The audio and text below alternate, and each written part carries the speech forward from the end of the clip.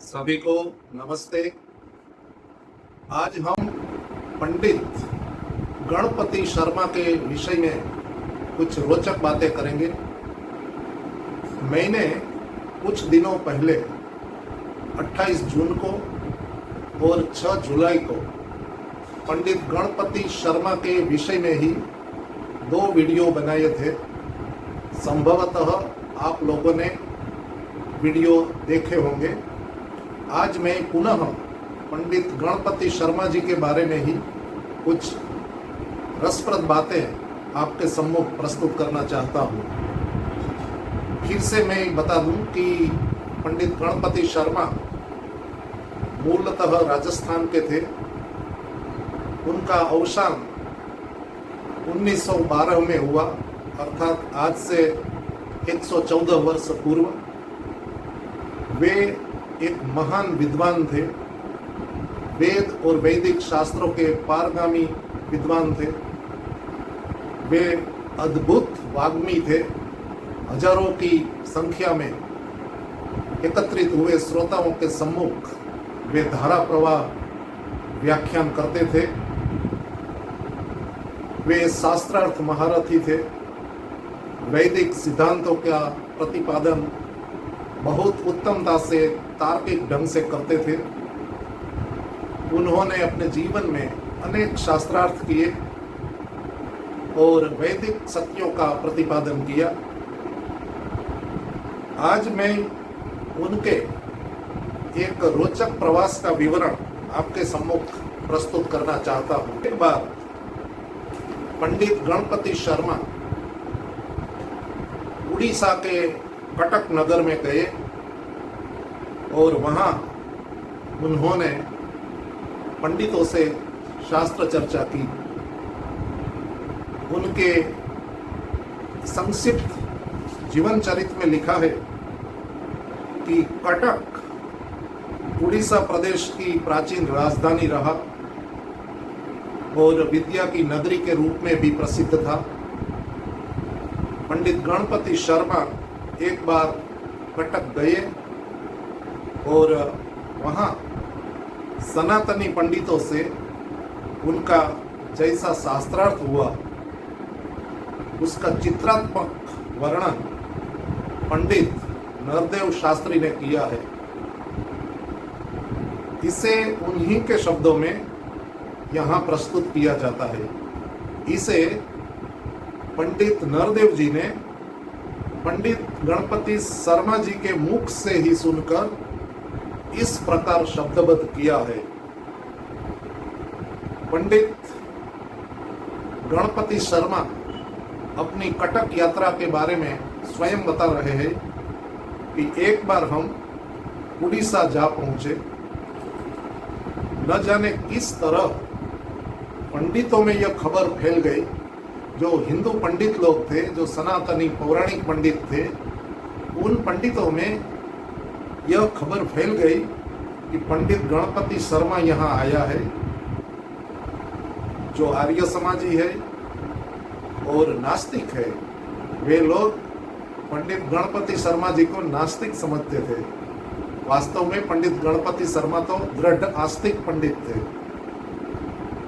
आगे पंडित गणपति शर्मा जी अपनी इस यात्रा के बारे में बता रहे हैं कि मैं आर्य समाजी तो था किंतु नास्तिक नहीं। कोई भी आर्य समाजी नास्तिक नहीं हो सकता यदि वह सच्चा आर्य समाजी है तो, क्योंकि आर्य समाज का फाउंडेशन ही वैदिक आस्तिकवाद पर स्थिर है। आर्य समाज के नियमों में भी विशेष रूप से प्रथम, द्वितीय एवं तृतीय, इन 3 नियमों में ईश्वर के बारे में एवं वेद के संबंध में जो मंतव्य बताए गए हैं, तद अनुसार कोई भी सिंसियर आर्य समाजी कभी भी नास्तिक नहीं हो सकता। प्रत्येक आर्य समाजी वेदोक्त ईश्वर में, जैसा ईश्वर का वर्णन वेदों में और वैदिक शास्त्रों में पाया जाता है, तद अनुसार ईश्वर के स्वरूप में दृढ़ श्रद्धा रखता है। इसलिए यहाँ पंडित गणपति शर्मा जी भी कह रहे हैं कि मैं आर्य समाजी तो था किंतु नास्तिक नहीं। पुरी के जगन्नाथ के मंदिर को देखने के पश्चात वहां उपस्थित विद्वानों से नानाविध वार्ता होने लगी। वे जगन्नाथपुरी के मंदिर को देखने गए और वहां पर पंडितों से उनकी चर्चा चली। मैंने एक पंडित से पूछा कि भारत के अन्य मंदिरों की देव प्रतिमाएं तो पाषाण या धातु की होती है, यहाँ जगन्नाथ, बलभद्र तथा सुभद्रा की मूर्तियां काष्ठ की क्यों है? यह प्रश्न पंडित गणपति शर्मा जी ने वहां के पंडितों से पूछा कि अन्य मंदिरों में तो मूर्तियां प्रायः पत्थर की अथवा धातु की होती है, परंतु यहाँ जगन्नाथपुरी के मंदिर में जगन्नाथ, बलभद्र और सुभद्रा की मूर्तियां लकड़े की, काष्ठ की क्यों होती है? इस प्रकार बातों ही बातों में बहुत से लोग एकत्र हो गए और सर्वत्र चर्चा चल पड़ी कि कोई आर्य समाजी यहाँ आया हुआ है। कुछ पंडित मेरे डेरे पर भी आ पहुंचे, जहाँ पंडित गणपति शर्मा जी निवास करते थे। वहीं पर कुछ पंडित लोग आ गए और तब हमारे और उनके बीच निम्न संवाद हुआ। अब बता रहे हैं कि क्या संवाद हुआ। उत्कलीय पंडित जो उड़ीसा का पंडित था, उसने पूछा, क्या आप आर्य समाजी पंडित हैं? मैंने कहा, हाँ, मैं आर्य पंडित हूं। उड़ीसा के पंडित ने पूछा, आर्य पंडित कैसे होते हैं?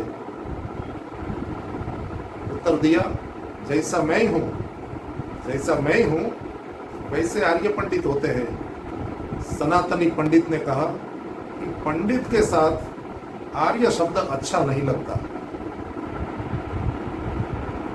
मैंने कहा, क्यों? इस देश का प्रत्येक निवासी आर्य है। इस देश में बसने वाला प्रत्येक व्यक्ति आर्य है। यह आर्यावर्त देश है। इस देश का पुराना नाम आर्यावर्त था। भारत और हिंदुस्तान ये नाम तो देश के बाद में बने। सबसे प्राचीन नाम तो यह चल रहा है, आर्यावर्त। तो पंडित जी ने यह बताया कि इस देश का प्रत्येक निवासी आर्य है। यह आर्यावर्त देश है। इसमें रहने वाला प्रत्येक व्यक्ति आर्य है। सनातनी पंडित ने कहा, क्या आर्यावर्त में रहने वाले मुसलमान, ईसाई आदि भी आर्य है? यह प्रश्न पंडित गणपति शर्मा जी से पूछा कि क्या इस देश में रहने वाले ईसाई और मुसलमान भी आर्य है? इसका उत्तर देते हुए पंडित गणपति शर्मा जी ने कहा कि देश के कारण आर्य कहला सकते हैं। जो भी व्यक्ति आर्यावर्त देश में रहता है उसे देश के कारण आर्य कह सकते हैं, धर्म के कारण आर्य नहीं कह सकते। फिर सनातनी पंडित ने पूछा, आप किस धर्म को मानते हैं? गणपति शर्मा जी से पूछते हैं कि आप किस धर्म को मानने वाले हैं? मैंने कहा, वैदिक धर्म को मानता हूँ। गणपति शर्मा जी ने अपने धर्म का नाम बताया, वैदिक धर्म। उड़ीसा के पंडित पूछ रहे हैं कि क्या सत्य सनातन धर्म को नहीं मानते? आप सत्य सनातन धर्म को नहीं मानते हैं? गणपति शर्मा जी ने कहा कि वैदिक धर्म ही तो सत्य सनातन धर्म है। आजकल देश में सनातन शब्द का प्रयोग बहुत होने लगा है। वेदों में सनातन शब्द आया है, परंतु जब सनातन धर्म कहते हैं तो इसका वास्तविक अर्थ होता है जो नित्य धर्म है, जो ईश्वर प्रदत्त धर्म है, और वह धर्म है वैदिक धर्म। जो बातें ऋग्वेद, यजुर्वेद, सामवेद, अथर्ववेद इन वेदों के अनुसार है, उन बातों को हम वैदिक कहते हैं। इसलिए जिसका स्वरूप वेदों के आधार पर हो, ऐसे धर्म को वैदिक धर्म कहना चाहिए। और वैदिक धर्म ही वास्तविक सनातन धर्म है। इसलिए गणपति शर्मा जी ने कहा कि वैदिक धर्म ही तो सत्य सनातन धर्म है।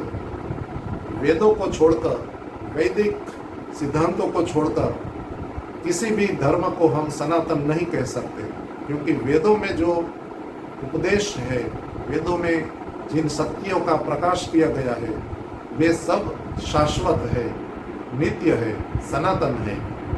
इसलिए यहाँ पंडित गणपति शर्मा जी ने भी बहुत उचित बात बताई कि वैदिक धर्म ही तो सत्य सनातन धर्म है।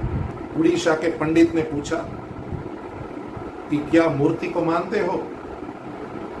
पंडित गणपति शर्मा जी से पूछा कि क्या आप मूर्ति को मानते हो?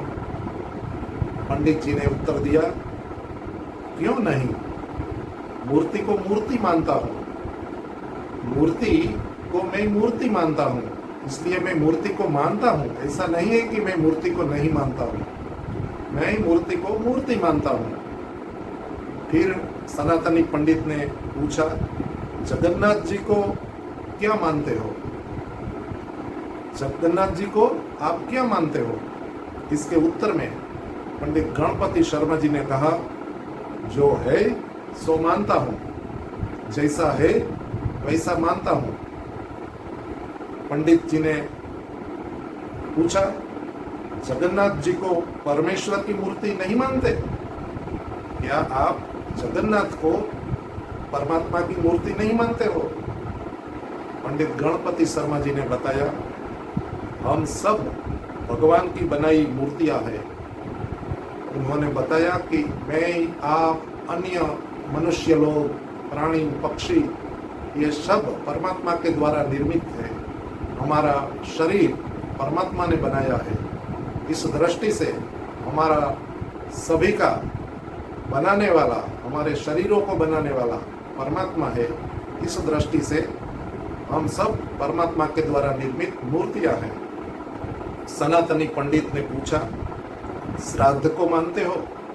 पंडित गणपति शर्मा जी ने कहा, क्यों नहीं, माता, पिता, गुरु आदि का श्राद्ध करना ही चाहिए, अर्थात इनमें श्रद्धा रखनी चाहिए। फिर पूछा, और पितरों की? उत्तर में पंडित गणपति जी ने बताया कि पितरों का भी श्राद्ध करो। पितर अर्थात बड़े बुजुर्ग, विद्वान आदि, तो उनका भी श्राद्ध करो, श्रद्धा पूर्वक सेवा करो, उन्हें तृप्त कीजिए। उड़ीसा का पंडित अपने साथियों से उड़िया में बोला, देखो यह कैसी गोलमोल बात करता है। फिर दूसरा दिन आया, दूसरे दिन फिर एक उड़ीसा का विद्वान पंडित गणपति शर्मा जी के पास पहुंचा और शास्त्र चर्चा आरंभ की। उसने पूछा, आप परमात्मा को मानते हैं या नहीं? पंडित गणपति शर्मा जी से पूछा कि आप परमात्मा को मानते हैं या नहीं? पंडित गणपति शर्मा जी ने कहा, मैं परमात्मा को अवश्य मानता हूँ। पौराणिक पंडित ने पूछा, साकार कि निराकार, किस प्रकार के परमात्मा में आप विश्वास रखते हो, साकार परमात्मा या निराकार परमात्मा? अब पंडित गणपति शर्मा जी कहते हैं कि मुझे खुलकर अब कहना पड़ा। अब मैंने खुलकर बात बताई कि मैं तो परमात्मा को निराकार ही मानता हूँ। और आगे बताया कि देखो, वेदों में सपर्यगात शुक्रम मकायम अव्रणम यह मंत्र आया है। यजुर्वेद के 40वें अध्याय का 8वां मंत्र। इस मंत्र में ईश्वर के बारे में यह कहा गया है कि सपर्यगात, वह सर्वत्र व्यापक है, विद्यमान है, सर्वत्र हाजिर है। हमारे अंदर बाहर ईश्वर सर्वत्र व्यापक है। अकायम, परमात्मा का कोई शरीर नहीं होता, शरीर रहित होता है परमात्मा। अकायम, काया नहीं होती। इस प्रकार गणपति शर्मा जी ने कहा कि देखो, वेदों में इस मंत्र में परमात्मा को अकायम कहा है। एक अन्य मंत्र यजुर्वेद के 32वें अध्याय का 3रा मंत्र भी बताया और कहा कि न तस्य प्रतिमा अस्ति। इस मंत्र में स्पष्ट कहा गया है कि उस परमात्मा की कोई प्रतिमा मूर्ति नहीं होती है। न तस्य प्रतिमा अस्ति। सबसे बड़ा प्रमाण वेद ही है। जब शास्त्र में प्रमाण की चर्चा होती है तो सर्वाधिक महत्व वेदों को दिया जाता है, क्योंकि वेदों को ईश्वरीय ज्ञान माना गया है, अपौरुषेय ज्ञान माना गया है और परम प्रमाण माना गया है। इसलिए यहाँ पंडित गणपति शर्मा जी ने वेदों में से 2 प्रमाण दिए और कहा कि वेदों का प्रमाण सर्वोपरि होता है और हम वेदों की ही बात मानते हैं। स्वामी दयानंद ने आर्य समाज का 3रा नियम बनाया। वेद सब सत्य विद्याओं की पुस्तक है। वेदों का पढ़ना पढ़ाना और सुनना सुनाना सब आर्यों का परम धर्म है। इसलिए पंडित गणपति शर्मा जी ने यहाँ यही बात की कि वेदों की बातों को हम मानते हैं। इस दृष्टि से हम ईश्वर को निराकार ही मानते हैं। ईश्वर कभी साकार नहीं होता, ईश्वर कभी अवतार नहीं लेता है। इस पर उनकी यह बात सुनकर उड़िया समुदाय बहुत उत्तेजित हो गया। लोग उत्तेजित हो गए। अनेक लोग चिल्ला उठे, यह नास्तिक है, इससे शास्त्रार्थ कैसा। पंडित गणपति शर्मा को नास्तिक घोषित कर दिया और कहा कि ऐसे नास्तिक से क्या शास्त्रार्थ करने का। गणपति शर्मा जी कहते हैं, मैंने पूछा कि नास्तिक किसे कहते हैं। पंडितों ने बताया कि जो वेदों का निंदक हो वह नास्तिक कहलाता है। मनु जी ने मनुस्मृति में लिखा है, नास्तिको वेद निंदक, इसलिए आप नास्तिक है। इसके उत्तर में गणपति शर्मा जी ने कहा कि मैं तो वेद की निंदा नहीं करता हूँ, मैं वेदों की निंदा नहीं करता हूँ, मैं तो वेदों को स्वतः प्रमाण मानता हूँ, सर्वोपरि प्रमाण मानता हूँ। वेद सबसे बड़ी ऑथोरिटी है, स्क्रिप्चरल ऑथोरिटी।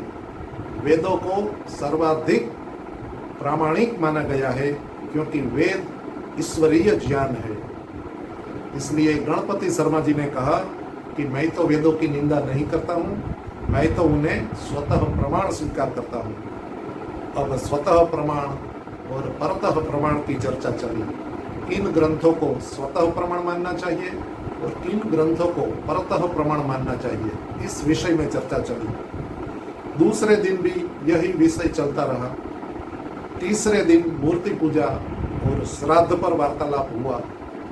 आपको पता होगा कि आर्य समाज मृतक श्राद्ध में विश्वास नहीं रखता है, किंतु जीवित माता पिता, वडिल जनों, अतिथियों इत्यादि की सेवा करना, उन्हें तृप्त करना, इसको अर्थात जीवित व्यक्तियों की सेवा को ही सच्चा श्राद्ध समझता है।